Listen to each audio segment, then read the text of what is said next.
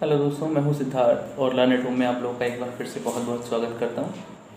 तो आज हम जो है अपनी एनालॉग इलेक्ट्रॉनिक्स का सेकंड लेक्चर अटेम्प्ट कर रहे हैं। ठीक है, इस लेक्चर में हम आज बात करने जा रहे हैं सेमीकंडक्टर्स के बारे में। फर्स्ट वीडियो में हमने ब्रीफ में जाना था कि सेमीकंडक्टर्स क्या होते हैं। आज हम डिटेल में सेमीकंडक्टर्स के बारे में चर्चा करेंगे। ठीक है, तो जैसा कि हमने फर्स्ट वीडियो में जाना, सेमीकंडक्टर्स वो मटेरियल्स होते हैं जिनकी कंडक्टिविटी जो है वो इन बिटवीन कहीं ना कहीं पाई जाती है किसके, सेमी कंडक्टर्स और इंसुलेटर्स के बीच में। ठीक है, तो ऐसे सारे मटेरियल्स जिनकी कंडक्टिविटी इंसुलेटर और कंडक्टर्स के बीच में होती है वो सारे के सारे हमारे क्या कहलाते हैं, सेमीकंडक्टर। ये तो होगी हमारी डेफिनेशन। ठीक है, अगर हम बात करें डेफिनेशन की तो आज सेमीकंडक्टर इज अ मटेरियल, ठीक है, that has its conductivity somewhere between insulator and conductor. तो जिनकी कंडक्टिविटी इंसुलेटर और कंडक्टर्स के बीच में होती है वो सारे मटेरियल्स आपके सेमीकंडक्टर्स कहलाते हैं। सेमीकंडक्टर्स अगर हमें देखने हैं, जानने हैं, तो जितने भी आपके फोर्थ ग्रुप के एलिमेंट हैं वो सारे आपके सेमीकंडक्टर्स में कंसीडर किए जाते हैं। बेसिकली जो हम मोस्टली यूज़ करते हैं इलेक्ट्रॉनिक, वो हमारे दो मटेरियल्स हैं। पहला जो है सिलिकॉन, जिसको हम फॉर्मूला होता है जिसका SI, ठीक है, और सेकंड जर्मेनियम, GE। ठीक है, इसका जो एटॉमिक नंबर है वो है 14। तो इसमें कितने इलेक्ट्रॉन्स होंगे आपके, 14। इसका है 32। ठीक है, तो अगर हम इनका स्ट्रक्चर देखें तो जो आउटर मोस्ट ऑर्बिट है सिलिकॉन का, उसमें भी आपके कितने इलेक्ट्रॉन्स हैं, 1 2 3 एंड 4। और जर्मेनियम की बात करें तो इसमें भी कितने इलेक्ट्रॉन हैं, 1 2 3 एंड 4। ठीक है, तो यहाँ से हम समझ सकते हैं कि जितने भी हमारे सेमीकंडक्टर्स हैं उनके आउटर मोस्ट में जो इलेक्ट्रॉन्स हैं वो कितने होते हैं, 4। ठीक है, तो ये जो 4 इलेक्ट्रॉन्स इसके आउटर मोस्ट सेल में होते हैं इनको हम बोलते हैं बैलेंस इलेक्ट्रॉन। Balance electrons. ठीक है, तो ये क्वेश्चन भी आपका एग्जाम में अराइज हो सकता है कि बैलेंस इलेक्ट्रॉन्स कौन से होते हैं। बैलेंस इलेक्ट्रॉन्स वो होते हैं जो आउटर मोस्ट में पाए जाते हैं। ठीक है, सेकेंड थिंग जो अब अगर हम बात करें वो है हमारा बैंड गैप। ठीक है, जैसा कि हमने अपने फर्स्ट वीडियो में जाना कि जो हमारा बैंड गैप होता है वो सेमीकंडक्टर्स में लगभग 1 इलेक्ट्रॉन वोल्ट के बराबर होता है। अब हम चूंकि बात कर रहे हैं सिलिकॉन और जर्मेनियम की, तो अगर हम सिलिकॉन और जर्मेनियम की बात करें, दूसरी चीज़ ये जो हमारा फॉरबिडन एनर्जी गैप होता है, ठीक है, इसको EG भी बोलते हैं, EG। तो सेमीकंडक्टर्स के लिए EG की वैल्यू होती है लगभग 1 इलेक्ट्रॉन वोल्ट के बराबर। ठीक है, तो उसका ऑर्डर जो रहेगा 1 इलेक्ट्रॉन वोल्ट रहेगा। तो अगर हम बात करें सिलिकॉन की, दूसरी चीज़ एक और, ये जो हमारा EG होता है ये डिपेंड करता है आपका टेम्परेचर पे। ठीक है, EG डिपेंड्स ऑन टेम्परेचर। तो जैसे जैसे हम टेम्परेचर इंक्रीज करते हैं ये EG कम होता जाता है। जो कैसे कम होता है वो हम आपको आगे बताते हैं। ठीक है, चलिए कर लेते हैं। तो अब हम बात करने जा रहे हैं अपने बैंड गैप के बारे में। तो अगर हम बैंड गैप की बात करें, ठीक है, हम बैंड गैप की बात करें तो जर्मेनियम के लिए 0 केल्विन पर, 0 केल्विन क्या है आपका, absolute zero, absolute zero temperature. तो एब्सोल्यूट जीरो टेम्परेचर पे हमारा जर्मेनियम का जो GE है यानी कि फॉरबिडन एनर्जी गैप है वो होता है लगभग 0.785 इलेक्ट्रॉन वोल्ट। ठीक है, तो जर्मेनियम का जो हमारा 0 केल्विन पर फॉरबिडन एनर्जी गैप है वो है लगभग 0.785 इलेक्ट्रॉन वोल्ट। मतलब अगर हमारा जो इलेक्ट्रॉन यहाँ है उसको हम इतनी एनर्जी दे देते हैं, कितनी, 0.785 तो वो हमारा इलेक्ट्रॉन वैलेंस बैंड को छोड़ के कंडक्शन बैंड में पहुंच जाएगा। ठीक है, ये बात तो आप समझ गए होंगे। अब हम बात करते हैं रूम टेम्परेचर, ठीक है, या फिर 300 केल्विन। 300 केल्विन पे क्या होगा, जैसे जैसे टेम्परेचर बढ़ा रहे हैं हमारा वो बैंड गैप जो है, फॉरबिडन एनर्जी गैप है, वो कम हो रहा है। ठीक है, तो फॉरबिडन एनर्जी गैप क्या था, हमारा कंडक्शन बैंड की जो एनर्जी थी और जो बैलेंस बैंड की एनर्जी थी उनका डिफरेंस। ठीक है, वो कम हो रहा था। तो 300 पे क्या हो जाएगा हमारा, और कम हो जाएगा, तो ये रह जाएगा 0.72 इलेक्ट्रॉन वोल्ट। ये किसके लिए है, जर्मेनियम के। ठीक है, अब अगर हम बात करें सिलिकॉन की,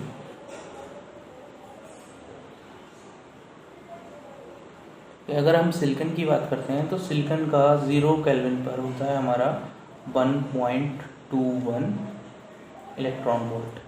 और यही अगर हम रूम टेम्परेचर पर बात करें तो जो सिलिकॉन का एनर्जी होता है वो होता है लगभग 1.1 इलेक्ट्रॉन वोल्ट। ठीक है, तो ये दोनों आपके लिए इम्पॉर्टेंट है। क्वेश्चन पूछे जा सकते हैं एग्जाम में कि जर्मेनियम का 300 डिग्री केल्विन या फिर रूम टेम्परेचर पर या फिर 20 डिग्री सेंटीग्रेड पर कितना जो है फॉरबिडन एनर्जी गैप होता है, या फिर ईजी की वैल्यू क्या होती है, वो आपकी पूछी जा सकती है। या फिर 0 केल्विन पर, एब्सोल्यूट 0 पर इसकी वैल्यू क्या होती है। ठीक है, ये दो क्वेश्चन आपके इंपॉर्टेंट यहाँ से अराइज हो सकते हैं। अब आपने सेमीकंडक्टर के बारे में जान लिया, इनकी कंडक्टिविटी समवेयर बिटवीन आपकी कंडक्टर्स एंड इंसुलेटर होती है। इनके आउटर मोस्ट में जो इलेक्ट्रॉन्स हैं वो लगभग 4 होते हैं। ठीक है, और अगर हम एनर्जी गैप की बात कर रहे हैं तो जर्मेनियम के लिए 0.785 इलेक्ट्रॉन वोल्ट है और सिलिकॉन के लिए 1.2 इलेक्ट्रॉन वोल्ट है। और अगर यही रूम टेम्परेचर पर बात करें तो डिक्रीज हो जाता है, जर्मेनियम के लिए 0.72 हो जाता है और सिलिकॉन के लिए 1.1 इलेक्ट्रॉन वोल्ट हो जाता है। ठीक है, अब इसके आगे अगर हम जो आपका क्रिस्टल लैटिस है सिलिकॉन का वो देखते हैं तो अब हम अच्छे से समझ सकते हैं कि आखिर ये क्यों इसको हम सेमीकंडक्टर बोल रहे हैं, क्यों ये सेमीकंडक्टर की तरह वर्क करता है। ठीक है, तो बेसिकली जो हमारे सेमीकंडक्टर्स होते हैं वो 2 टाइप के होते हैं। पहला जो है वो है हमारा इंट्रिंसिक और दूसरा जो है वो है हमारा एक्सट्रिंसिक। ठीक है, तो इंट्रिंसिक क्या होता है, एक्सट्रिंसिक क्या होता है। इंट्रिंसिक वो सारे सेमीकंडक्टर्स जो बिल्कुल प्योर है, जिनके अंदर कोई भी इम्प्योरिटी नहीं मिलाए गए, वो सारे के सारे आपके इंट्रिंसिक कहलाते हैं। और जिन सेमीकंडक्टर्स के अंदर इम्प्योरिटीज़ मिला दी जाती हैं वो सारे आपके एक्सट्रिंसिक सेमीकंडक्टर कहलाते हैं। ठीक है, अगर डेफिनेशन की बात करें तो a pure form of semiconductor is called intrinsic semiconductor. तो इंट्रिंसिक सेमीकंडक्टर में जो भी कंडक्शन होता है, ठीक है, वो या तो थर्मल एक्साइटेशन की वजह से होता है या फिर क्रिस्टल डिफेक्ट्स की वजह से होता है, अदरवाइज इसमें कोई भी कंडक्शन नहीं होता है। अगर एब्सोल्यूट 0 की बात करें और हमारे इंट्रिंसिक सेमीकंडक्टर हैं तो वो बिल्कुल ही आपके इंसुलेटर की तरह वर्क करेंगे, उनमें कोई भी करंट फ्लो नहीं होगा या माइन्यूट सा करंट फ्लो होगा नीचे। ठीक है, अब उसको हम समझ लेते हैं कैसे। मान लीजिए आपका सिलिकॉन है, सिलिकॉन के आउटर मोस्ट में कितने इलेक्ट्रॉन्स हैं, 4। ठीक है, अभी आउटर मोस्ट इलेक्ट्रॉन्स की बात करें तो ये सिलिकॉन है हमारा, इसके 4 इलेक्ट्रॉन्स आपके अवेलेबल हैं। एक ये हो गया, एक ये हो गया, एक ये हो गया, एक ये हो गया। तो एक सिलिकॉन आइटम और है, उसके भी 4 इलेक्ट्रॉन्स, ये हो गया, ये हो गया, ये हो गया और ये हो गया।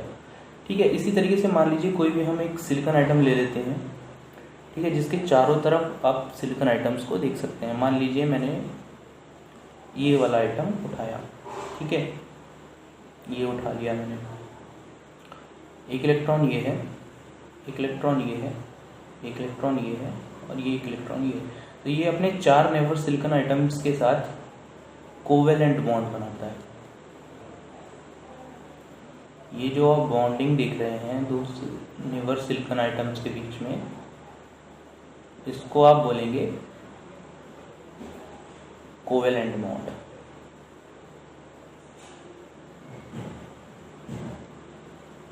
ये हमारा कोवेलेंट बॉन्ड बनाता है। ठीक है, और ये जो इलेक्ट्रॉन है हमारा, ये आपका बैलेंस इलेक्ट्रॉन है। ये जो हम बात कर रहे हैं अभी स्ट्रक्चर की, ये है हमारा 0 केल्विन पे, और ये हमारा प्योर सेमीकंडक्टर है, कोई भी इसमें इम्प्योरिटी नहीं मिली हुई है। ठीक है, यहाँ भी हम समझ सकते हैं। ठीक है, अगर मान लीजिए कोई भी हमारा आइटम है, उसके आउटर मोस्ट में 4 इलेक्ट्रॉन्स हैं और 4 नेबरिंग एटम से उसने कोवेलेंट बॉन्ड बनाए हुए हैं, तो उसके आउटर मोस्ट में कितने इलेक्ट्रॉन हो गए अगर हम काउंट करें तो 1 2 3 4 5 6 7 8। ठीक है, आउटर मोस्ट में 8 इलेक्ट्रॉन्स हो गए, ये कम्प्लीटली फिल्ड हो गया। ठीक है, अब इसमें एक भी फ्री इलेक्ट्रॉन अवेलेबल नहीं है या कोई भी होल अवेलेबल नहीं है, तो ये 0 डिग्री केल्विन पे हमारा एक इंसुलेटर की तरह वर्क करेगा। Sorry, insulator.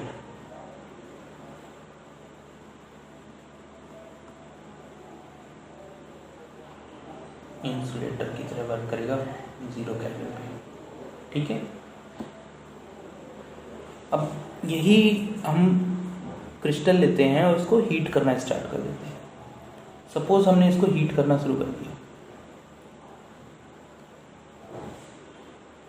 क्या कर रहे हैं हम, इसको हीट प्रोवाइड करा रहे हैं। जैसे ही हम हीट इसको प्रोवाइड कराएंगे तो क्या होगा हमारा, मान लीजिए ये इलेक्ट्रॉन हीट होना शुरू किया, तो ये इलेक्ट्रॉन वाइब्रेट करना शुरू कर देगा। ये धीरे धीरे धीरे धीरे वाइब्रेट होके क्या होगा, ये अपने ऑर्बिट से फ्री हो जाएगा। ठीक है, जब ये इलेक्ट्रॉन फ्री हो जाएगा उस कंडीशन में क्या होगा, यहाँ पर एक होल जनरेट हो जाएगा और एक फ्री इलेक्ट्रॉन आपका जनरेट हो जाएगा।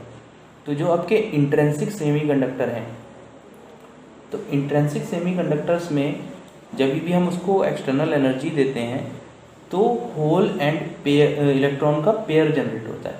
तो जितने भी इलेक्ट्रॉन्स होंगे उतने ही आपके होल जनरेट होंगे। तो होल क्या है आपका, चलिए उसके लिए समझने के लिए नेक्स्ट स्लाइड ले लेते हैं। तो रूम जैसे ही हम उसको हीट प्रोवाइड कराते हैं, अभी हम बात कर रहे थे 0 डिग्री केल्विन की।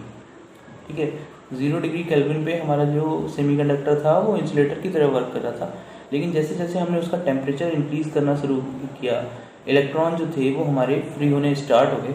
अब आप यहाँ देख सकते हैं स्ट्रक्चर में। ठीक है, इस डायग्राम में आप देख सकते हैं इजीली।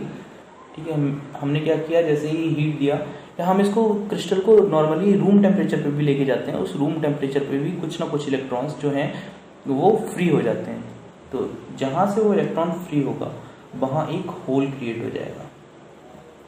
ठीक है, और ये है हमारा फ्री इलेक्ट्रॉन।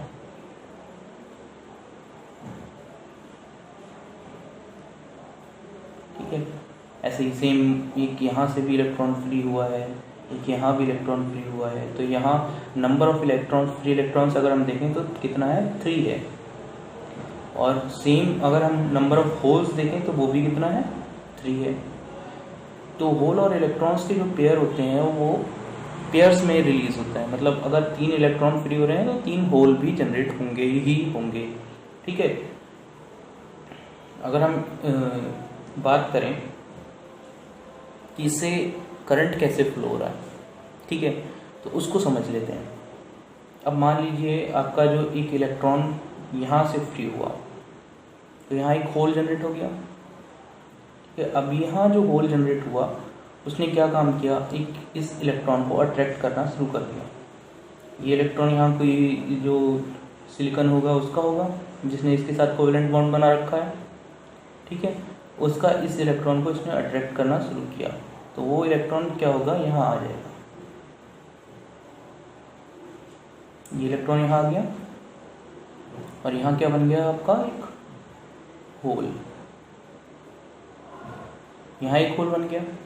अब इस होल ने अपने नेबर किसी एटम को अट्रैक्ट करना शुरू किया। मान लीजिए इसने इसको अट्रैक्ट करना शुरू किया, तो ये इलेक्ट्रॉन उठ के यहाँ आ गया, यहाँ एक होल बन गया। ठीक है, मान लीजिए इसने इस होल ने अट्रैक्ट करना शुरू किया, तो इसने इसको अट्रैक्ट किया, यहाँ एक होल बन गया और यहाँ एक इलेक्ट्रॉन आ गया। तो अब अगर हम इलेक्ट्रॉन देखें तो इलेक्ट्रॉन जो है इस डायरेक्शन में आपका फ्लो हो रहा है, यहाँ से फ्लो होता हुआ ये यहाँ पहुँचा। अगर हम होल्स की डायरेक्शन देखें तो होल इधर से होता हुआ यहाँ पहुँच गया। तो जो डायरेक्शन ऑफ इलेक्ट्रॉन है,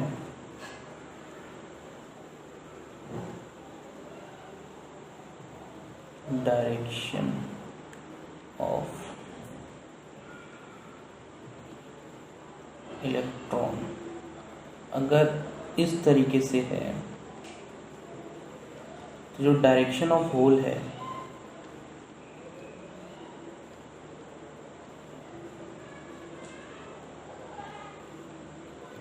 वो हमेशा इसके अपोजिट डायरेक्शन में होगी। ठीक है, आपको समझ में आ गया? अगर नहीं भी कोई चीज़ समझ में आ रही है तो आप कमेंट में कमेंट कर दीजिए, उसका रिप्लाई मैं ज़रूर करूँगा। ठीक है, तो हमने क्या देखा, 0 डिग्री केल्विन पे हमारा जो सेमीकंडक्टर था वो आपका इंसुलेटर की तरह वर्क कर रहा था, क्योंकि सारे इलेक्ट्रॉन्स जो थे वो कोवेलेंट बॉन्ड से फिक्स थे, कोई भी फ्री इलेक्ट्रॉन अवेलेबल नहीं था। लेकिन जैसे ही हम उसको रूम टेम्परेचर पे लेके आते हैं या उसको हीट करते हैं, उस कंडीशन में क्या होता है, हमारे होल्स और इलेक्ट्रॉन्स के पेयर जनरेट होने स्टार्ट हो जाते हैं, जिनकी वजह से हमारा इलेक्ट्रिसिटी फ्लो होने लगती है। तो ये क्या काम करते हैं, ये हमारा फिर बन जाता है ये एज अ कंडक्टर। लेकिन इसकी कंडक्टिविटी जो है कंडक्टर से कम होती है, इसलिए हम इसको बोलते हैं सेमी कंडक्टर। ठीक है, तो अब रूम टेम्परेचर पर हमारे सेमीकंडक्टर में इलेक्ट्रॉन्स फ्लो हो सकते हैं। अगर हम इसको पोटेंशियल सोर्स से कनेक्ट करते हैं तो इसके अंदर इलेक्ट्रॉन्स फ्लो हो सकते हैं। ठीक है, अब सेकंड जो हमारा टाइप होता है वो होता है हमारा एक्सट्रिंसिक। जैसे कि हमने बात की, इंट्रिंसिक वो होते हैं जो बिल्कुल प्योर होते हैं, और एक्सट्रिंसिक वो होते हैं जिनमें हम इम्प्योरिटीज़ ऐड कर देते हैं। ठीक है, अब इम्प्योरिटीज़ कैसे ऐड करते हैं, मान लीजिए हमारा, अब अगर हम बात करें क्लासिफिकेशन की, तो सेमी कंडक्टर, इनको हमने दो पार्ट में डिवाइड कर लिया, इंट्रिंसिक और एक्सट्रिंसिक। अब हम बात करते हैं इंट्रिंसिक की, तो ये तो हो गया कंप्लीटली प्योर। ठीक है, 0 डिग्री केल्विन पर ये आपके बिल्कुल ही ज़ीरो कंडक्टिविटी देते हैं, इंसुलेटर की तरह वर्क करेंगे, और 300 डिग्री केल्विन पे ये आपकी कंडक्टिविटी देते हैं। ठीक है, तो ये आपके सेमीकंडक्टर की तरह वर्क करेंगे। और एक्सटेंसिव की बात करें तो हम इनको भी दो पार्ट में डिवाइड कर सकते हैं, डिपेंडिंग अपॉन द इम्प्योरिटी, कौन सी इम्प्योरिटी हम ऐड कर रहे हैं। तो ये हम एक एन टाइप एक्सटेंसिव हो जाता है और दूसरा आपका पी टाइप हो जाता है। अब ये कैसे हम डिफाइन करते हैं ये हम आगे जानेंगे। अब मान लीजिए हमने इसमें कोई भी एक इम्प्योरिटी मिला दी, पेंटावेलेंट इम्प्योरिटी हमने इसके अंदर मिला दी। तो जो पेंटावेलेंट इम्प्योरिटी मिलाते हैं तो वो क्या करती है, आपकी नेबर्स इलेक्ट्रॉन से कोवेलेंट बॉन्ड तो बना लेती है। मान लीजिए ये सिलिकॉन के साथ में इसने कोवेलेंट बॉन्ड बना लिया, इस सिलिकॉन के साथ में कोवेलेंट बॉन्ड बना लिया, इस सिलिकॉन के साथ में कोवेलेंट बॉन्ड बना लिया, और इस सिलिकॉन के साथ में कोवेलेंट बॉन्ड बना लिया। तो अब जो इसके 4 इलेक्ट्रॉन्स थे उन्होंने तो बॉन्ड बना लिया, जो एक इलेक्ट्रॉन बचा, ठीक है, ये वाला इलेक्ट्रॉन, तो ये क्या होगा, हमारा उसके एटम से लूजली बाउंड होगा। ठीक है, इजीली इसको जरा सी एनर्जी हम देंगे तो ये फ्री हो जाएगा। तो ये एनर्जी हमारी जो होती है वो Eg से हमेशा कम होती है। जो हमारी Eg पहले थी उससे ये एनर्जी हमारी बहुत कम होती है। ठीक है, तो जो एक्सट्रिंसिक सेमीकंडक्टर होते हैं उनकी कंडक्टिविटी इंट्रिंसिक से हमेशा ज़्यादा होती है। ठीक है, तो अगर हम बात करें एन टाइप एक्सट्रिंसिक सेमीकंडक्टर की, तो N type semiconductor extrinsic semiconductors कैसे बनते हैं। ठीक है, जब हम कोई भी पेंटावेलेंट इम्प्योरिटी सेमीकंडक्टर में ऐड करते हैं, ठीक है, तो एन टाइप सेमीकंडक्टर्स बनते हैं।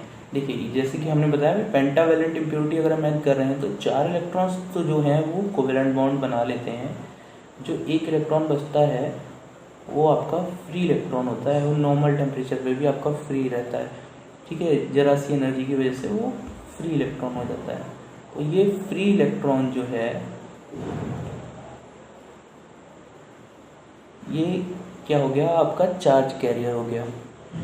ये फ्री इलेक्ट्रॉन जो है आपका इजीली चार्ज को कैरी कर लेता है। ठीक है, तो इसको हम बोलते हैं मेजॉरिटी चार्ज कैरियर। किस कंडीशन में? एन टाइप सेमीकंडक्टर में, क्योंकि एन टाइप सेमीकंडक्टर में हमने पेंटावैलेंट इम्प्योरिटी मिलाई है। ठीक है, तो ये पेंटावैलेंट इम्प्योरिटी को हम डोनर इम्प्योरिटी भी बोलते हैं। ठीक है, अगर हम बात करें तो donor impurity contributes free electron.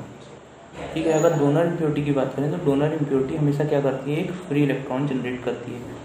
ठीक है, लेकिन हम जो इम्प्योरिटीज़ मिलाते हैं वो कितनी मिलाते हैं? अगर हम इम्प्योरिटीज़ की बात करें तो हम बहुत ही कम रेशियो में इम्प्योरिटी ऐड करते हैं। ठीक है, अब मान लीजिए हमारा जो एन टाइप सेमीकंडक्टर है, एन टाइप सेमीकंडक्टर में हमने पेंटावैलेंट इम्प्योरिटी मिला दी और एक जो इलेक्ट्रॉन है वो हमारा यहाँ पर अवेलेबल है। अब इसको हम बैंड गैप से समझते हैं। कैसे? ये हमारे बैलेंस इलेक्ट्रॉन्स थे बैलेंस बैंड में। ठीक है, बैलेंस बैंड में कुछ इलेक्ट्रॉन्स थे।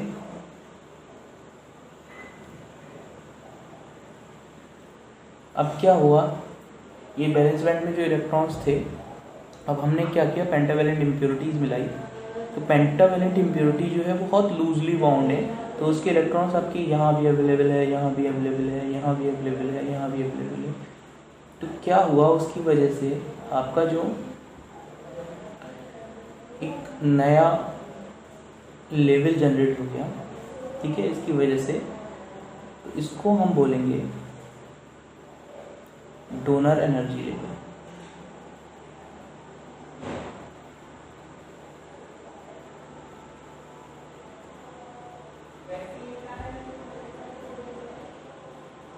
तो डोनर की वजह से एक नया एनर्जी लेवल जनरेट हो गया और इसके बीच में, कंडक्शन बैंड के बीच में बहुत ही कम गैप है। अगर हम बात करें सिलिकॉन की, तो सिलिकॉन के लिए होता है 0.05 इलेक्ट्रॉन वोल्ट। जर्मेनियम के लिए तो और भी कम होता है, 0.01 इलेक्ट्रॉन वोल्ट। ठीक, इसके लिए जर्मेनियम के लिए और ये सिलिकॉन के लिए।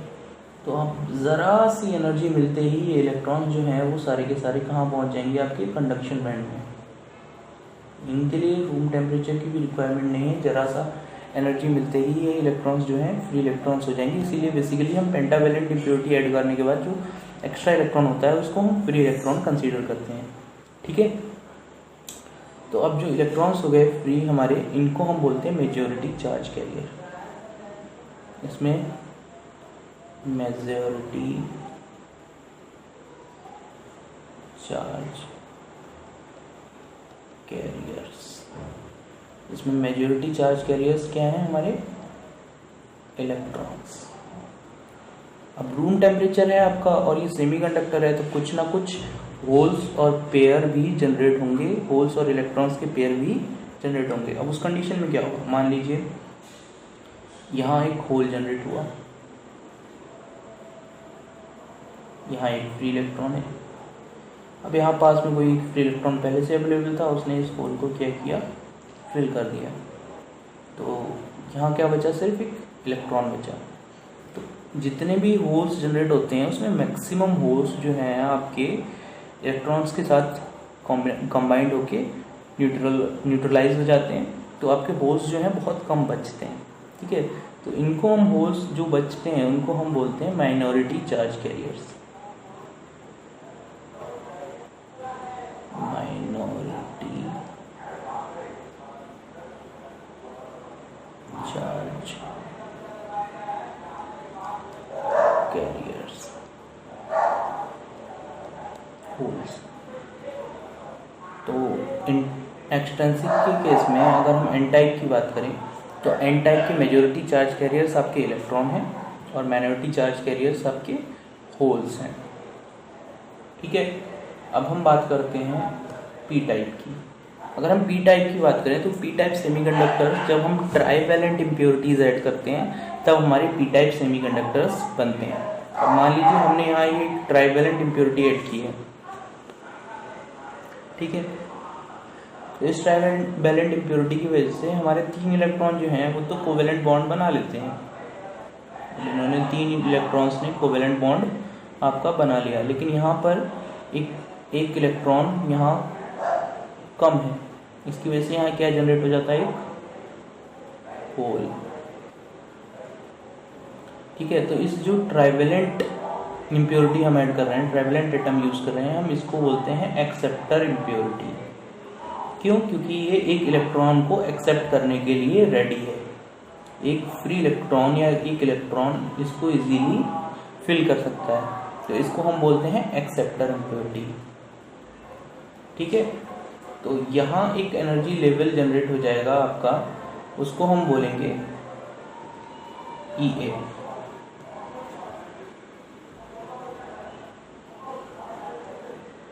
तो एक क्वेश्चन आपका यहाँ से भी जनरेट होता है कि जब हम एक्सेप्टर इम्प्योरिटीज मिलाते हैं उस कंडीशन में जो हमारा एक नया बैंड जनरेट होता है वो उसकी बैलेंस बैंड से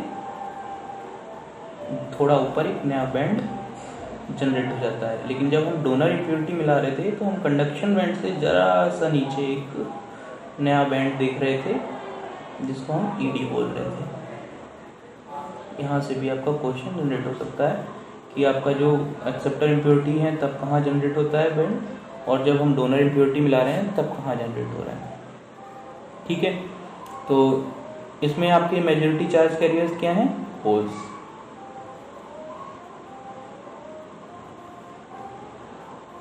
मेजॉरिटी चार्ज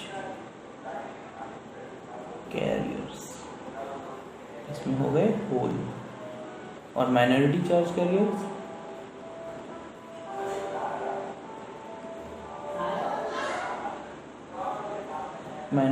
कैरियर्स की बात करें तो इलेक्ट्रॉन्स।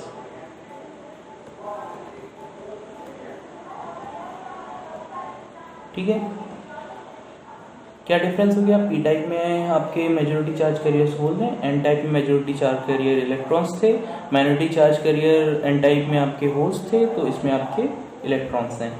ठीक है, उसमें बैंड क्या हो रहा था आपका? कंडक्शन बैंड से जस्ट नीचे जनरेट हो रहा था, इसमें आपके वैलेंस बैंड से जस्ट ऊपर जनरेट हो रहा है। ठीक है, और अगर हम बात करें कंडक्टिविटी की, तो जो कंडक्टिविटी है आपकी N टाइप सेमीकंडक्टर में हमेशा P टाइप सेमीकंडक्टर से ज़्यादा होती है। क्यों ज़्यादा होती है? क्योंकि इसमें जो मेजॉरिटी चार्ज कैरियर्स हैं आपके होल हैं, लेकिन N टाइप में मेजॉरिटी चार्ज कैरियर्स थे इलेक्ट्रॉन्स। अगर हम मोबिलिटी की बात करें तो मोबिलिटी आपकी जो है इलेक्ट्रॉन्स की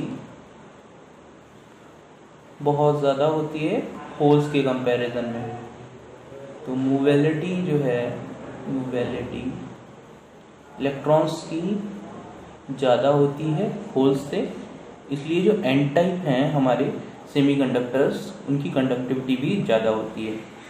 ठीक है, यहाँ पे आप नोट में इंपॉर्टेंट पॉइंट में भी देख सकते हैं, the conductivity of N type semiconductor is greater than that of P type semiconductor, the mobility of electrons is greater than the holes. क्यों ज़्यादा होती है? क्योंकि मोबिलिटी जो इलेक्ट्रॉन्स की होती है वो होल्स से ज़्यादा होती है। ठीक है, for the same level of doping N type semiconductor and P type semiconductor, the conductivity of N type semiconductor is around twice that of P type semiconductor। अगर सेम डोपिंग लेवल रखते हैं हम तो N टाइप का जो हमारा conductivity है वो P टाइप से कितनी होती है? दुगनी होती है। अगर हम N टाइप की P टाइप की दुगनी कंडक्टिविटी लेते हैं तो N टाइप की बराबर होगी, मतलब जो N टाइप की कंडक्टिविटी है वो P टाइप की ट्वाइस होती है। ठीक है, उसको हम आगे समझेंगे। ठीक है, जब मोबिलिटी की बात करेंगे तब उसको और इजीली हमको कुछ समझ में आ जाएगा। अब हम बात करते हैं करंट की। करंट जो होता है सेमीकंडक्टर्स में फ्लो होता है वो कैसे फ्लो होता है और किस किस की वजह से फ्लो होता है। अगर हम बात करें इंट्रिंसिक की, तो इंट्रिंसिक में जो हमारा करंट फ्लो हो रहा था वो आपका इलेक्ट्रॉन्स की वजह से भी फ्लो हो रहा था और होल्स की वजह से भी फ्लो हो रहा था, तो उसके लिए रिस्पॉन्सिबल दोनों थे। तो अगर हम करंट डेंसिटी की बात करें इंट्रिंसिक में, तो करंट डेंसिटी को हम J से रिप्रेजेंट करते हैं। ठीक है, JN इक्वल्स टू JP, मतलब जो इलेक्ट्रॉन्स की वजह से करंट डेंसिटी है और जो होल्स की वजह से करंट डेंसिटी है, उन दोनों का समेशन जो है वो आपका करंट डेंसिटी के बराबर होता है। ये फॉर्मूला आप याद रख सकते हैं, काम आ सकता है, कई बार पूछा भी गया है। ठीक है, तो अगर हम करंट डेंसिटी की बात करें तो उसको हम लिखेंगे QN μN E। ठीक है, और QP μP E। अब यहाँ पे कौन सा क्या है उसको हम समझ लेते हैं। तो अगर हम बात करें यहाँ पर n जो है नंबर ऑफ इलेक्ट्रॉन्स है, ठीक है। तो यहाँ जो n है ये नंबर ऑफ इलेक्ट्रॉन्स है, ठीक है। और p जो है नंबर ऑफ होल्स है, ठीक है। तो p नंबर ऑफ होल्स हो गया, n नंबर ऑफ इलेक्ट्रॉन्स हो गया, E जो है वो अप्लाइड इलेक्ट्रिक फील्ड की स्ट्रेंथ है। अगर हम इस E की बात करें तो ये अप्लाइड फील्ड की स्ट्रेंथ है, वोल्ट पर मीटर में इसको मेजर करते हैं, ठीक है।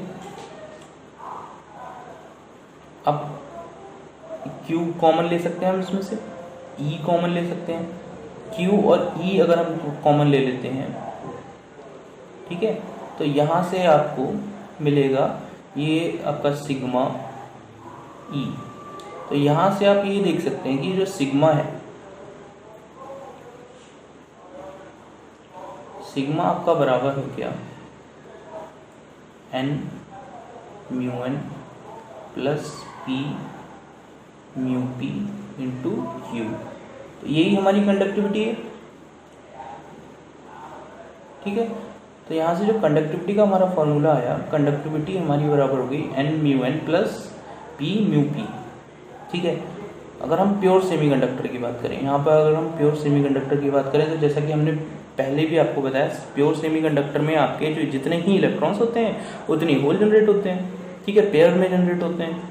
तो यहाँ n बराबर p हो जाएगा प्योर सेमीकंडक्टर के लिए, प्योर सेमीकंडक्टर के लिए n बराबर p हो जाएगा। उस कंडीशन में क्या होगा, हम इसको कॉमन ले सकते हैं, ठीक है। तो यहाँ प्योर सेमीकंडक्टर के लिए हमारा J बराबर हो जाएगा Ni mu n plus mu p Q into e. यहाँ म्यू n और म्यू p क्या है, म्यू n जो है वो हमारा इलेक्ट्रॉन्स की वजह से मूविलिटी है, मूविलिटी ड्यू इलेक्ट्रॉन्स, इलेक्ट्रॉन्स की मूविलिटी है। और म्यू p जो है आपकी होल्स की मूविलिटी है। तो होल्स की मूविलिटी और इलेक्ट्रॉन्स की मूविलिटी को हम यहाँ काउंट कर रहे हैं, ठीक है। तो यहाँ से हमने कॉमन क्या ले लिया, यहाँ से हमने n और p सेम है उसको कॉमन ले लिया, तो हमने इसको लिख दिया Ni, ठीक है। तो अगर हम Ni की बात करें तो ये क्या हो गया हमारा इंट्रिंसिक कंसंट्रेशन, ठीक है। P बराबर n है जिसको हमने Ni मान लिया, और वो क्या है हमारा इंट्रिंसिक कंसंट्रेशन है, ठीक है। ये हमारा मूविलिटी हो गई, किसकी वजह से, इलेक्ट्रॉन्स की वजह से प्लस होल्स की वजह से। Q जो है वो हमारा चार्ज ऑफ इलेक्ट्रॉन है, चार्ज ऑफ इलेक्ट्रॉन और होल इन कूलम, ठीक है। तो ये तो हमारा चार्ज हो गया, और ये जो हमने इलेक्ट्रिक फील्ड अप्लाई किया है वो हो गया। तो यहाँ से जो हमारा निकल के आया फॉर्मूला करंट डेंसिटी का, वो हो गया Ni, यानी कि जो हमारी इंट्रिंसिक कंसंट्रेशन है वो into mobility, total mobility into charge into applied electric field, ठीक है। तो अगर हम इंट्रिंसिक सेमीकंडक्टर्स में बात करें तो अगर हम जैसे जैसे पर डिग्री सेंटीग्रेड टेम्परेचर हम बढ़ाते जाते हैं, तो अगर हम जर्मेनियम की बात करें तो 5%, 1 डिग्री सेंटीग्रेड अगर हम बढ़ाते हैं तो 1 डिग्री सेंटीग्रेड पे 5% का इंक्रीमेंट होता है कंडक्टिविटी में। और अगर हम सिलिकॉन की बात करें तो सिलिकॉन में 1 डिग्री सेंटीग्रेड बढ़ाने पर 7% का इंक्रीमेंट होता है, ठीक है। ये क्वेश्चन भी आपका राइज हो सकता है, कई बार ऐसे पूछेंगे कि 2 डिग्री सेंटीग्रेड बढ़ाने पर जर्मेनियम की कंडक्टिविटी में कितना इफेक्ट पड़ेगा। तो 2 डिग्री सेंटीग्रेड हम बढ़ाएंगे तो कंडक्टिविटी जो है 5 × 2 बराबर 10% बढ़ जाएगी जर्मेनियम की। और अगर हम यही सिलिकॉन के लिए बात करें 2 डिग्री सेंटीग्रेड बढ़ाने पर सिलिकॉन का क्या होता है, तो 7 × 2 = 14% इंक्रीज हो जाएगी कंडक्टिविटी, ठीक है। इससे भी क्वेश्चन आ सकते हैं, ठीक है। कंडक्टिविटी इन एक्सट्रिंसिक सेमीकंडक्टर की अगर हम बात करें, इंट्रिंसिक में क्या हुआ हमारा P और N बराबर था तो हमने उसको Ni मान लिया। लेकिन अगर हम एक्सट्रिंसिक की बात करें तो एक्सट्रिंसिक में हमारे मेजॉरिटी चार्ज कैरियर्स जो हैं वो हमारे N टाइप में आपके इलेक्ट्रॉन्स हैं। तो यहाँ जो हमारा कंडक्टिविटी होगी, ठीक है, यहाँ कंडक्टिविटी थी हमारी सिग्मा बराबर N mu N plus P mu P into Q. अगर हम एक्सटेंसिव की बात करें उस कंडीशन में हमारा जो सिग्मा बराबर Q N into mu N, ये क्यू जो है हमारा चार्ज है, ये एन जो है वो हमारा इलेक्ट्रॉन्स हैं, ठीक है, नंबर ऑफ इलेक्ट्रॉन्स हैं, और म्यू एन जो है वो मूवेलिटी है किसकी, इलेक्ट्रॉन्स की, ठीक है। तो यहाँ जो कंडक्टिविटी है वो हमारी कंडक्टिविटी किस पे डिपेंड कर रही है, चार्ज पे, चार्ज पर इलेक्ट्रॉन और नंबर ऑफ इलेक्ट्रॉन्स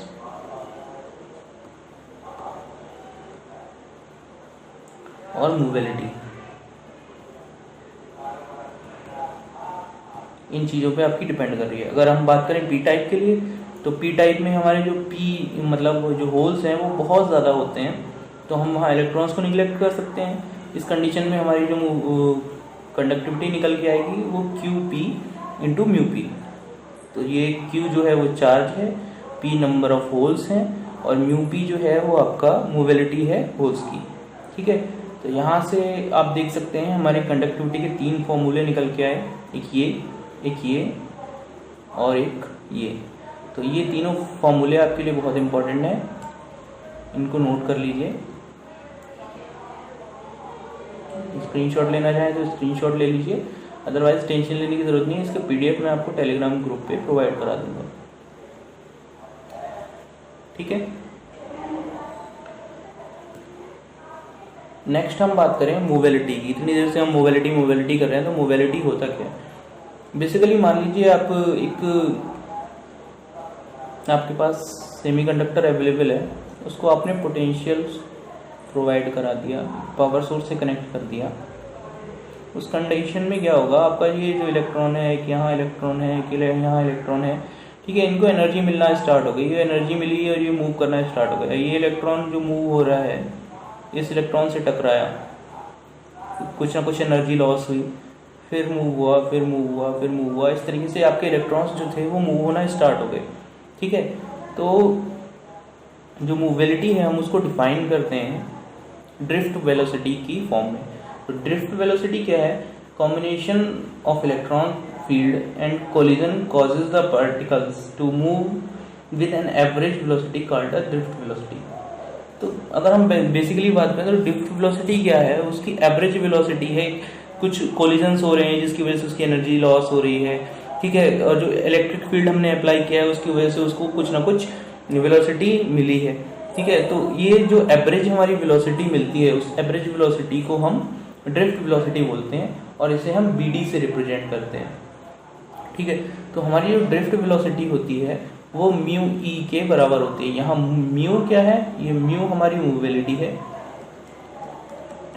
और ई जो है वो अप्लाइड इलेक्ट्रिक फील्ड है,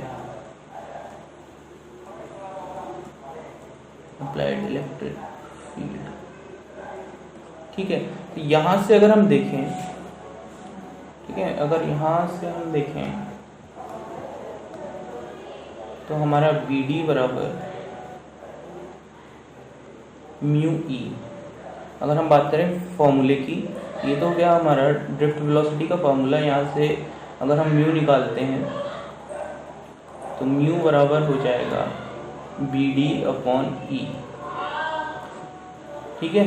SI यूनिट की अगर हम बात करें म्यू की, तो यहाँ से वेलोसिटी की यूनिट होती है मीटर पर सेकेंड, इलेक्ट्रिक फील्ड की यूनिट हो गई वोल्ट पर मीटर, ठीक है।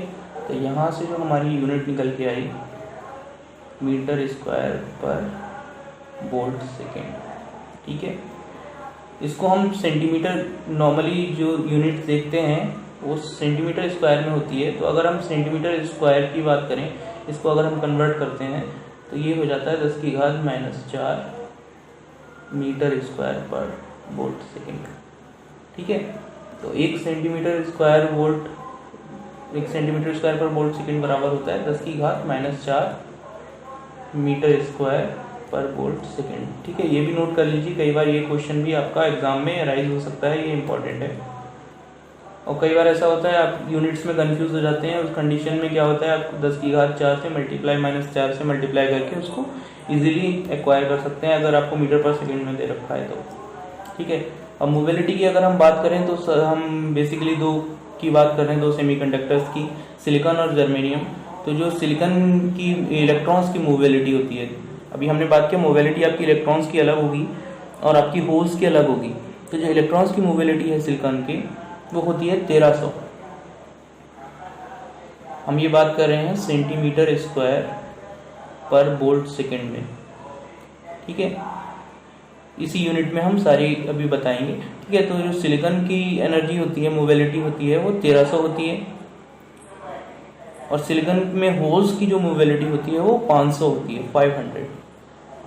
अगर हम बात करें जर्मेनियम की, तो जर्मेनियम में जो मोबिलिटी है इलेक्ट्रॉन्स की वो 3800 है और होल्स की जो है 1800 है। तो इन कंपैरिजन सिलिकॉन जर्मेनियम की बहुत ज़्यादा है। ठीक है, अब हम बात करते हैं गैलियम आर्सेनाइड की। ठीक है, गैलियम आर्सेनाइड हमने क्या किया, गैलियम और आर्सेनाइड को मिला के एक और सेमीकंडक्टर बनाया है। ठीक है, बेसिकली हम इसका एलईडी बनाने में यूज़ करते हैं। ठीक है, तो गैलियम आर्सेनाइड की जो इलेक्ट्रॉन्स की हमारी मोबिलिटी है वो है 8500 और जो होल्स की मोबिलिटी है वो है 400। ठीक है, ये सारी हम बात कर रहे हैं सेंटीमीटर स्क्वायर पर वोल्ट सेकेंड में। तो यहाँ से हम क्या चीज़ समझे, हम यहाँ से दो चीज़ें हमने निकाली। पहली चीज़ हमने क्या निकाली कि जो जर्मेनियम है उसकी मोबिलिटी सबसे ज़्यादा है इलेक्ट्रॉन्स की। ठीक है, अगर हम नोट की बात करें तो जर्मेनियम है more electron mobility than any other. ठीक है, तो जर्मेनियम की जो मोबिलिटी है, जर्मेनियम के इलेक्ट्रॉन्स की, वो सबसे ज़्यादा होती है जर्मेनियम की मोबिलिटी। ठीक है, सेकेंडली अगर हम बात करें, यहाँ से जो हमने सेकेंड पॉइंट निकाला, वो सेकेंड पॉइंट हम क्या निकाल सकते हैं कि जो हमारे इलेक्ट्रॉन की मोबिलिटी, आप यहाँ देखिए सिलिकॉन में 1300 है तो होल्स की मोबिलिटी आपकी 500 है। जर्मेनियम में अगर इलेक्ट्रॉन्स की 3800 है तो होल्स की 1800 है। गैलियम आर्सेनाइड में अगर इलेक्ट्रॉन्स की 8500 है तो फिर जो होल्स हैं उनकी वजह से जो हमारी है वो 400 है। तो हम हमेशा जो इलेक्ट्रॉन की मोबिलिटी है वो आपकी होल्स की मोबिलिटी से ज़्यादा है। ठीक है, इसीलिए हम हमारे जो एन टाइप सेमीकंडक्टर्स होते हैं, एन टाइप सेमीकंडक्टर्स की आपकी जो कंडक्टिविटी होती है वो कंडक्टिविटी हमेशा पी टाइप सेमीकंडक्टर से ज़्यादा होती है। और जैसा कि आपको पिछले पॉइंट्स में बताया कि अगर सेम मात्रा में उनको डोप किया जाए तो लगभग डबल होती है आपकी पी टाइप से। एक लास्ट पॉइंट और इम्पोर्टेंट पॉइंट बचा है हमारे पास। हमने देखा कि जो सिलिकॉन की ईजी है वो ज़्यादा है, मतलब जो हमारा एनर्जी बैंड गैप है वो सिलिकॉन का जर्मेनियम से ज़्यादा है। लेकिन हम बेसिकली जो यूज़ करते हैं इंडस्ट्री में या अपनी इलेक्ट्रॉनिक्स इंडस्ट्री में सिलिकॉन को ज़्यादा यूज़ करते हैं, जर्मेनियम को कम करते हैं। ऐसा क्यों है, ये क्वेश्चन भी आपका अराइज हो सकता है कि उसकी ईजी वैल्यू जो है वो ज़्यादा है और फिर भी हम जर्मेनियम से सिलिकॉन को क्यों प्रेफरेंस देते हैं। तो सिलिकॉन की जो आपकी ईजी की वैल्यू है वो आपको बताया मैंने, जैसे कि 1.21 इलेक्ट्रॉन वोल्ट होती है आपकी 0 केल्विन पे ईजी ऑफ सिलिकॉन। और ईजी ऑफ जर्मेनियम की अगर हम बात करें तो वो आपकी बहुत कम होती है, 0.785 इलेक्ट्रॉन वोल्ट। तो हम इसको क्यों प्रेफरेंस नहीं दे रहे, जर्मेनियम को, सिलिकॉन को क्यों प्रेफरेंस दे रहे हैं। ठीक है, इसको हम 2 पॉइंट्स में समझ सकते हैं। पहला जो पॉइंट है, फर्स्ट पॉइंट जो हम लेते हैं उसमें हम ले सकते हैं तो जो रिवर्स सेचुरेशन करंट है, अगर हम आइडियल सेमीकंडक्टर्स की बात करें, ठीक है, तो आइडियल सेमीकंडक्टर्स के केस में रिवर्स सेचुरेशन करंट जो है वो 0 होना चाहिए। ठीक है, रिवर्स सेचुरेशन करंट यानी I0 की वैल्यू जो है वो लगभग 0 होनी चाहिए। किस केस में, आइडियल अगर सेमीकंडक्टर की बात करें, ठीक है, आइडियल के केस में रिवर्स सेचुरेशन जो है वो 0 होना चाहिए, रिवर्स सेचुरेशन करंट।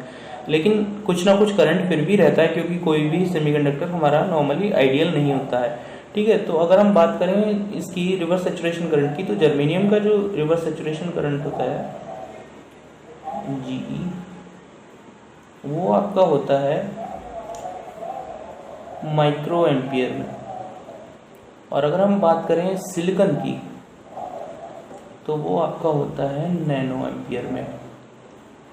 तो ये इससे कम है, माइक्रो एम्पियर ज़्यादा है, नैनो एम्पियर कम है, तो इसलिए हम सिलिकॉन को प्रेफरेंस देते हैं। क्यों? क्योंकि इसका रिवर्स सैचुरेशन लगभग 0 के बराबर होता है और जर्मेनियम से काफ़ी कम होता है। सेकेंड पॉइंट की अगर हम बात करें, तो सेकेंड पॉइंट होता है हमारा टेम्परेचर विथस्टैंड कैपेबिलिटी, मतलब कितना टेम्परेचर कौन बियर कर सकता है। तो अगर हम इसकी बात करें, तो टेम्परेचर विथस्टैंड जो हमारा सिलिकॉन का होता है वो लगभग होता है 200 डिग्री सेंटीग्रेड। 200 डिग्री सेंटीग्रेड तो डिफॉर्म नहीं होता। और अगर हम बात करें जर्मेनियम की, तो जर्मेनियम की टेम्परेचर विथस्टैंड कैपेसिटी लगभग 100 डिग्री सेंटीग्रेड होती है। तो इस कंडीशन में भी हमारा क्या हो रहा है, हमारा सिलिकॉन जो है वो कहीं ना कहीं बेटर है आपका जर्मेनियम से। तो इसलिए हम सिलिकॉन को ही प्रेफरेंस देते हैं आपके जर्मेनियम के ऊपर। ठीक है, तो ये तो हो गया हमारा बेसिक सेमीकंडक्टर्स का। अब सेमीकंडक्टर्स को डीप में समझना है, तो हम सेमीकंडक्टर्स से क्रिएट होने वाले प्रोडक्ट जैसे कि हमारा डायोड हो गया, एलईडी हो गया, ठीक है, ट्रांजिस्टर हो गया, इन सब के बारे में वन बाय वन हम एक एक करके बात करेंगे। ठीक है, एक और इम्पॉर्टेंट चीज़ है, बेसिकली आप समझ रहे होंगे, जैसे हमने ट्राइवेलेंट मिलाया तो हमारा क्या बना, पी टाइप सेमीकंडक्टर बना। पेंटावेलेंट मिलाया तो एन टाइप सेमीकंडक्टर बना। अब कौन कौन से एलिमेंट्स आपके पेंटावेलेंट होंगे, जो फिफ्थ ग्रुप के एलिमेंट होंगे वो सारे आपके पेंटावेलेंट में आएंगे। ठीक है, और जो थर्ड ग्रुप के होंगे वो आपके ट्राइवेलेंट में आएंगे। तो इनको याद करने का एक तरीका मैं आपको बताता हूँ। ठीक है, याद करने का तरीका बताता हूँ। तो जो हमारे, अगर हम बात करें ट्राइवेलेंट की,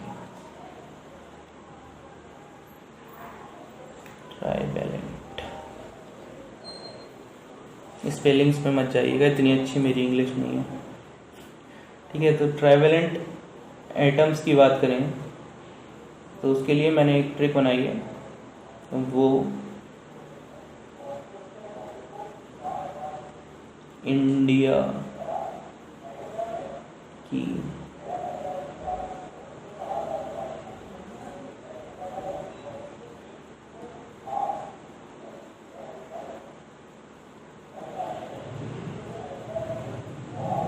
गलियों में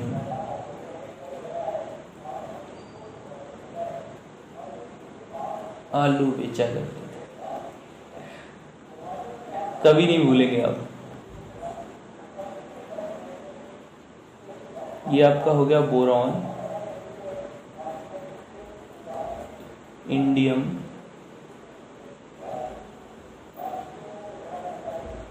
गैलियम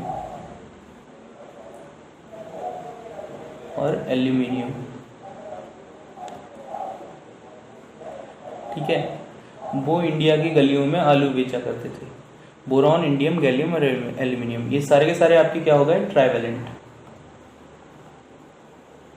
ट्राइवेलेंट, तो इन सारी इम्प्योरिटीज को अगर हम सेमीकंडक्टर में ऐड करते हैं तो आपकी क्या बनेंगे, पी टाइप सेमीकंडक्टर।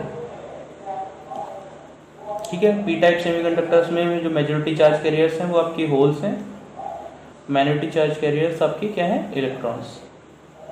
ठीक है, ये मेजॉरिटी में है, ये माइनॉरिटी में है। अब हम बात करते हैं पेंटावेलेंट की।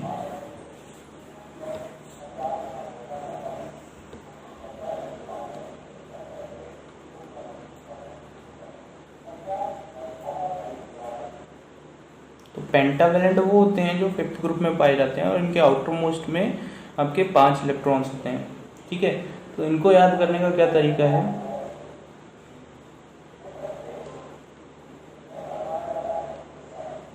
विष की गोलियां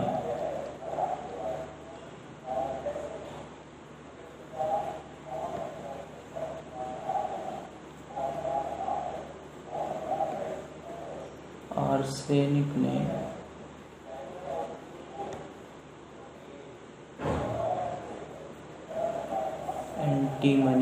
अंदर फोड़ी,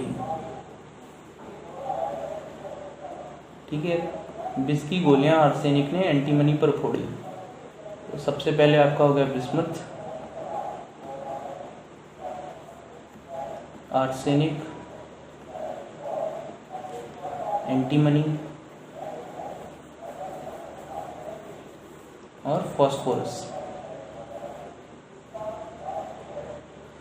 ये सारे आपके हो गए पेंटावैलेंट। तो इनके आउटर मोस्ट में कितने इलेक्ट्रॉन्स होंगे? 5 इलेक्ट्रॉन्स। इनको अगर हम मिलाते हैं सेमीकंडक्टर में तो कौन से बनेंगे? हमारे एन टाइप सेमीकंडक्टर्स। इसमें मेजॉरिटी चार्ज कैरियर्स क्या होंगे? हमारे इलेक्ट्रॉन्स। और जो माइनॉरिटी चार्ज कैरियर्स होंगे वो होंगे होल्स, ठीक है। आज के लिए बस इतना ही। हमारे साथ बने रहिए। अगर आपको वीडियो पसंद आया हो तो लाइक करना मत भूलिए और ज़्यादा से ज़्यादा शेयर कीजिए। Thank you so much.